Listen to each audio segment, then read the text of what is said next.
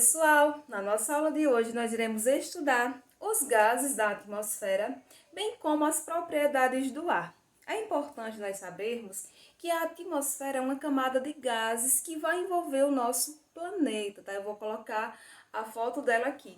Essa atmosfera é extremamente importante para a manutenção da vida na Terra. Por quê?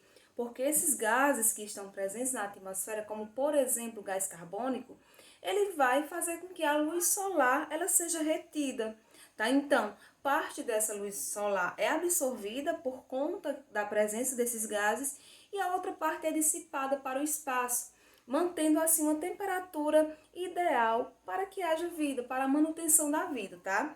Nesse sentido, é importante nós sabermos que lá na Terra primitiva não existia atmosfera, então subentende-se que a Terra tinha temperaturas elevadíssimas. Outra questão importante, né, que quando a atmosfera ela foi surgindo, os gases que existiam lá na Terra primitiva eram bastante diferentes dos que existem hoje, como por exemplo, não existia gás oxigênio.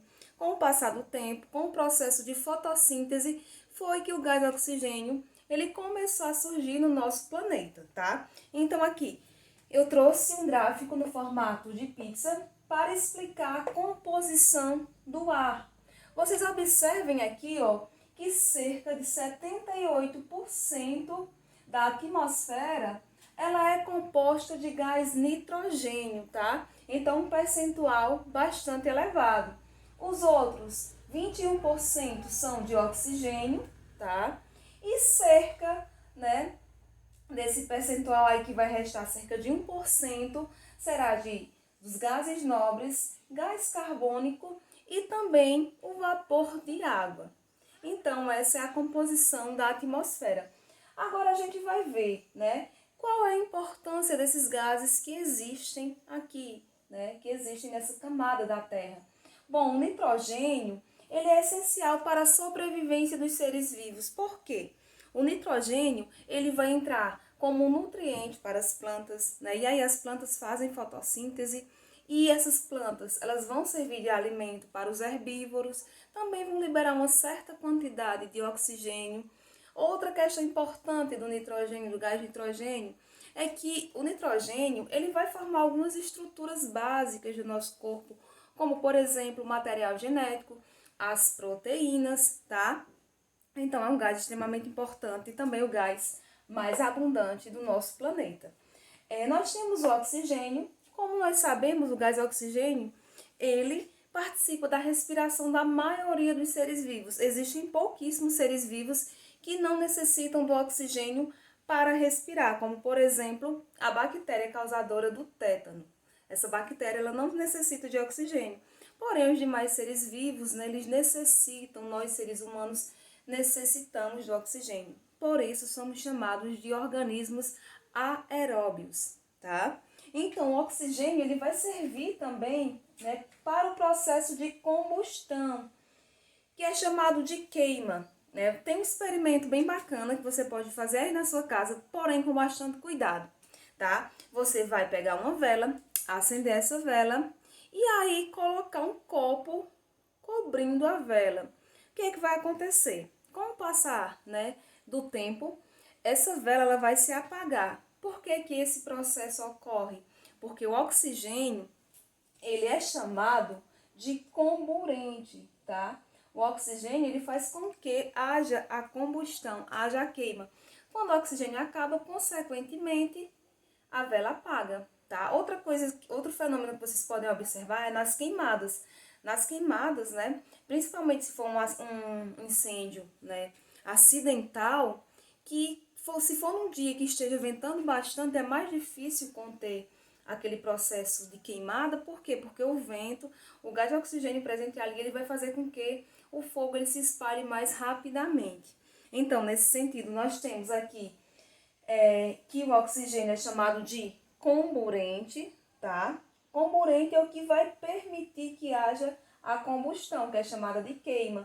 E a substância que está sendo queimada, o material que está sendo queimado é chamado de combustível. Por exemplo, eu coloquei aqui o papel.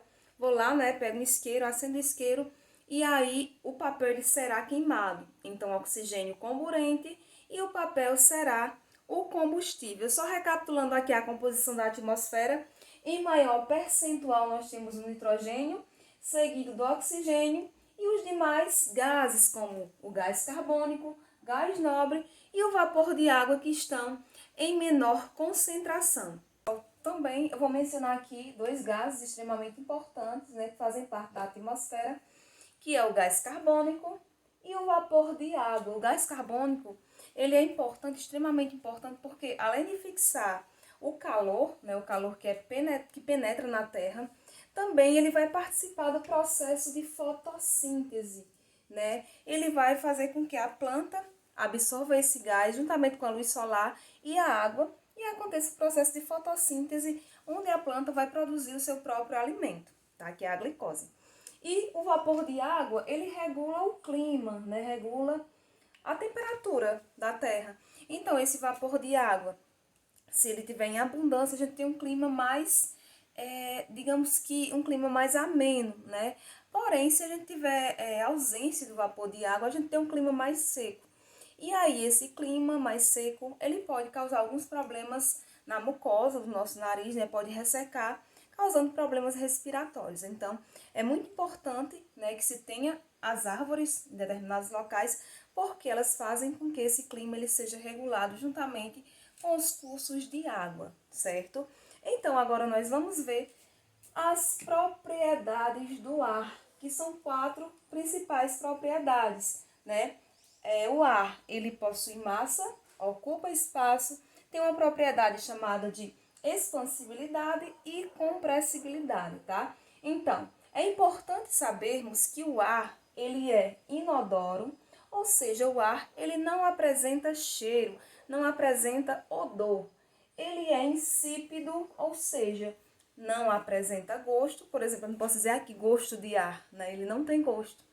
E ele é incolor, a não ser, né, você pode dizer, não, mas naqueles locais que tem bastante poluição, né, então ali não é só ar, existem vários outros compostos químicos, né, provenientes da queima de combustíveis fósseis que estão misturados ao ar atmosférico. Porém, o ar em si, ele não possui cor, ele não possui gosto, né, e ele não, aliás, ele não possui odor, ele não possui gosto e ele não possui cor. Tá? Nesse sentido, o ar, ele apresenta massa. Como assim? Ele apresenta um determinado peso. Se você pegar, por exemplo, uma balança, né, e colocar um balão seco, ele vai ter um determinado peso. Porém, se você pegar o balão e encher de ar, o peso dele, consequentemente, vai aumentar. Porque o ar, ele apresenta massa, né? Você pode observar o pneu de uma bicicleta, o pneu de um carro, tá? Ele ocupa espaço. Então, o ar, ele ocupa todo o espaço disponível. Então, aqui no local que eu estou, tem ar, né? Ele tem essa capacidade de ocupar espaço. Trazendo de novo para a questão do balão, enquanto mais eu encho o balão, né? Mas ele vai aumentar de tamanho, porque ele vai ocupar todo o espaço daquele balão. Quando o espaço acabar, né? Você continuar enchendo o balão, ele vai estourar. Você pode também fazer esse teste aí na sua casa, se você tiver um balão. Nós temos a expansibilidade, que é a capacidade que o ar tem de se espalhar no ambiente que ele está presente, como eu citei anteriormente, de ocupar todo o ambiente, e tem a compressibilidade. Então, esses dois fenômenos, essas duas propriedades, nós podemos explicar da seguinte forma. Vamos fazer de conta que aqui é uma seringa, tá? Então, quando eu puxo o êmbolo da seringa, que é aquela pontinha lá final, quando eu puxo a seringa, se não tiver nenhum líquido dentro, ela vai se encher de ar, né? Então, quando ela se enche de ar, é chamada de expansibilidade. Porém, quando eu empurro de volta o êmbolo, eu estou comprimindo o ar. Então, essa compressão é chamada de compressibilidade. Outra coisa legal que você pode estar fazendo aí é pegar a seringa, empurrar o êmbolo e colocar o dedo aqui. Ó. Você vai ver que essa seringa, eu vou colocar aqui até a imagem embaixo. Essa seringa, nela vai ficar com um espaçozinho mais ou menos desse tamanho. Por quê? Porque o ar ele ficou comprimido, ele ficou bem apertadinho ali dentro do recipiente, tá certo? Então, pessoal, é isso. Eu espero que vocês tenham compreendido. Um beijo e até a próxima aula.